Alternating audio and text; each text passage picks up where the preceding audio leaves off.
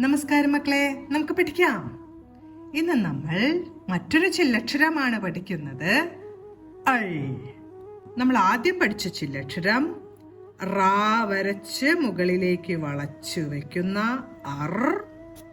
രണ്ടാമത് പഠിച്ച ചില്ലക്ഷരം നാ വരച്ച് മുകളിലേക്ക് വളച്ചു വെക്കുന്ന എൻ.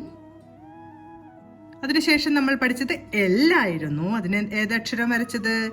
താ എന്ന അക്ഷരം വരച്ച് മുകളിലേക്ക് ഇങ്ങനെ വളച്ചു വെക്കുന്ന എൽ. R N L. ഈ മൂന്നക്ഷരങ്ങളും നമുക്ക് നന്നായി എഴുതാനും വായിക്കാനും അറിയാം. ഈ ചില്ലക്ഷരം വരുന്ന വാക്കുകളും വാചകങ്ങളും എല്ലാം നമ്മൾ പഠിച്ചു കഴിഞ്ഞു. അടുത്ത നമ്മൾ അൾ ആണ് എഴുതുന്നത്. അൾ അൾ അൾ. ഇവിടെ യു എൽ, ഇത് രണ്ടും കൂടിയ ഒരു ശബ്ദമാണ് കേൾക്കുന്നത്. അൾ.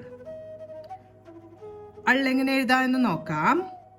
അൾ എഴുതാനായി നമ്മൾ പഠിച്ച ഷ എന്ന അക്ഷരമാണ് ആദ്യം എഴുതേണ്ടത്.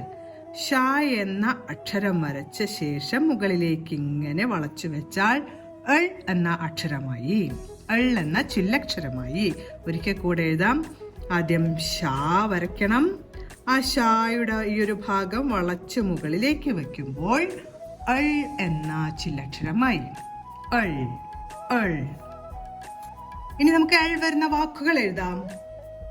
ആദ്യം നമ്മൾ എഴുതുന്ന വാക്ക് മകൾ എന്നാണ്. മകൾ മകൾ. മ ക അൾ മകൾ മകൾ. അടുത്ത നമുക്ക് പൂക്കൾ എന്ന് എഴുതി നോക്കാം. പൂക്കൾ. പാ എഴുതി പൂ എന്നാവാനായിട്ട് ഊ എന്ന ചിഹ്നം ചേർത്തു. പൂ. ഖ കായുടെ കൂട്ടക്ഷരമാണ്. കാ ഉറച്ചു വച്ചിരിക്കുന്നത് കൊണ്ട് കായുടെ കൂട്ടക്ഷരം എഴുതി അൾ. പൂക്കൾ പൂക്കൾ. അടുത്ത നമുക്ക് കുട്ടികൾ എന്ന് എഴുതാം. കുട്ടികൾ.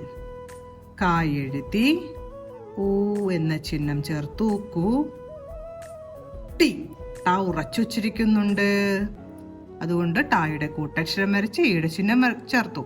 കുട്ടികൾ കുട്ടികൾ. ഇന്ന് നമ്മൾ നാലാമത്തെ ചില്ലക്ഷരമായ അള്ളാണ് പഠിച്ചത്. അൾ വരുന്ന വാക്കുകളായ മകൾ, പൂക്കൾ, കുട്ടികൾ എന്ന വാക്കുകളും പഠിച്ചു. അൾ എന്ന ചില്ലക്ഷരവും അൾ വരുന്ന ഈ വാക്കുകളും പറഞ്ഞുകൊണ്ട് എഴുതാൻ ശ്രമിക്കുക. അടുത്ത ക്ലാസ്സിൽ കാണാം മക്കളെ. നമസ്കാരം.